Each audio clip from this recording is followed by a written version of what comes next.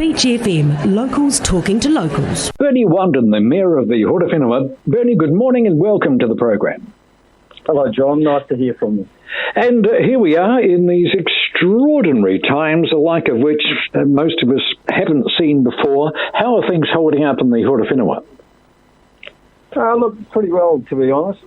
Things are reasonably stable here. We've certainly got no major issues in terms of providing all the essential services that people can continue to go about their daily lives, albeit that they're locked up in their homes. But look, the good thing is we've had a reasonable amount of rain. Yeah. So that's easing issues in that space. So, yeah, look, all in all, and the reports that I'm getting from around the place suggest that, the people of the district are handling everything pretty well. Well, we're a week into lockdown. Has that affected your planning at all?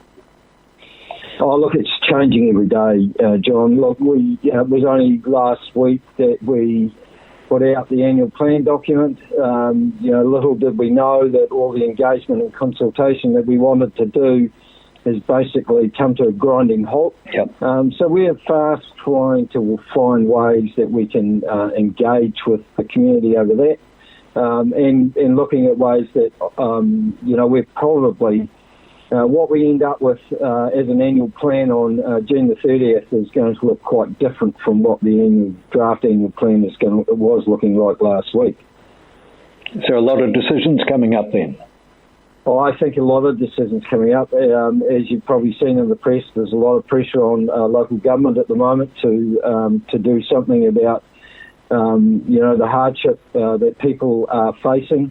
Realistically, we've got to play our part as well as everyone else and tighten our belts and try and find a way that it sort of does that, but and helps people through this hardship, but also encourages the local economy to keep moving ahead.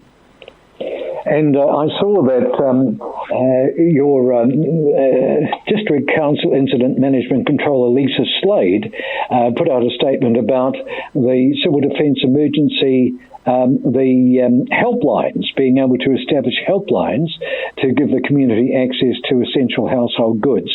Well, that's a sign of what we're going through at the moment, isn't it? It certainly is. Look, the good thing about that is that it's a regional thing, so all the authorities around the Horizons region have now got this one phone number that they can ring to see to give them support and at least point them in the right direction of where they should be going. If they do need some food parcels or medicines or whatever, they can help them. And look, it's only a first port of call. They will direct them often to another agency. Look, I've been really impressed the way they have stepped up in this space. Also, the Ministry of Social Development have been very, very positive and proactive in terms of connecting with the elderly especially, but also others that are in a vulnerable space. We should also think of the Salvation Army, who are doing a fantastic job through our food bank and providing lots of extra food and things like that for those that need it as well.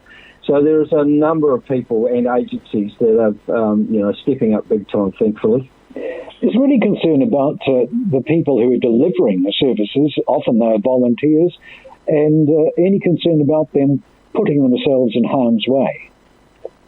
Look, I'm very concerned about that, to be honest, John. I don't really want to see volunteers doing that, to be honest. I think it needs to be someone who has got the proper gear on and all that sort of protective equipment and all that sort of thing doing that.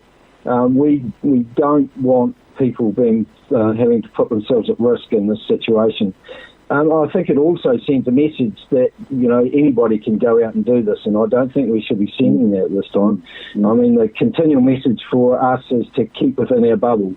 Even when we go for walks or bike rides, we should keep in our neighbourhood, and I think it's important that if we want to contain this or beat it, we've got to follow those sorts of rules. Absolutely.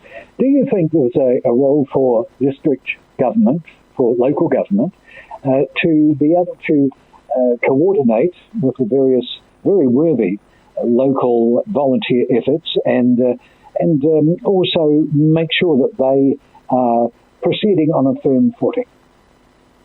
Oh, look, we certainly have a role to play in that, definitely. And I'm sure, and I know our contact centre is open and that people are ringing it. And there will be, no doubt, some frustration because people can't go about their lives as they're used to.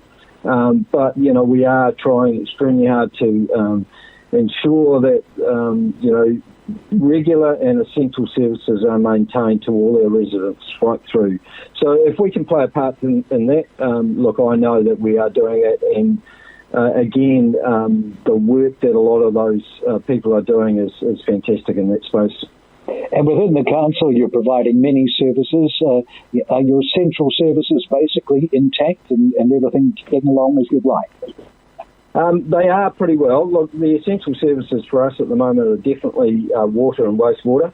Look, we do have a little issue with people disposing of non-disintegratable items down their toilets. It is causing problems at our wastewater pump stations where they are blocking. And so the 3 Ps are really the only thing that you should be putting down your toilets. All these other things that people do think can go down there don't. They actually cause more problems than they're worth, and they should be disposed of in other ways. Indeed, and that includes the disposable wipes. The wet wipes are a major problem, definitely. Yes. They say they're disposable, but they are not. And they don't disintegrate like normal toilet paper or anything like that. And they are causing some issues at our wastewater treatment plants and the pumps. And that involves work, that involves money, of course, and that eventually reflects itself in the rates.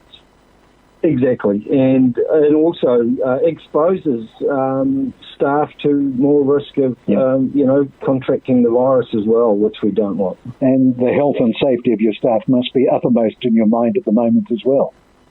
Exactly. Look, everybody is the same. I mean, it doesn't matter what part of the district you're in or what part of the country you're in, really. We need to play our part, and the best advice I've heard so far is treat this like you have the virus yourself. Yeah. And if you do that, then you will avoid people and you will avoid going outside your bubble, and you will stay isolated and stay home. And I think that's the best advice that we can all do at the moment. Indeed. Are you at home at the moment, Bernie, or not? I am home at the moment, so I've got my work laptop and iPad at home and the phone constantly going, keeping in touch with senior management, keeping in touch with the communications team, keeping in touch with my councillors and residents that want to ring me, of course. I'm very much at home.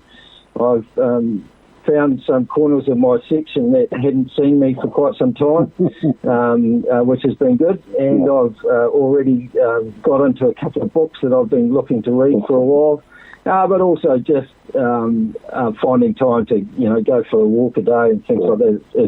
For me, it seemed like a bit of a forced holiday. And probably one that was needed, but in saying that, it's badly, one of those things we just have to wear. Absolutely. Bernie, look after yourself. Thank you so much for your time here on Beach FM.